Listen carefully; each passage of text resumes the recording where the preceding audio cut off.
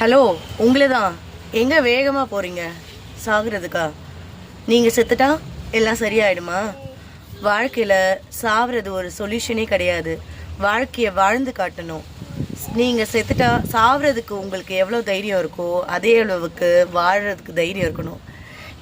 இந்த மாதிரி சின்ன சின்ன பிரச்சனைக்கெலாம் எல்லாரும் சாகணும்னா வாழ்க்கையில் அப்போ யாருமே இந்த உலகத்தில் யாருமே இருக்க மாட்டாங்க.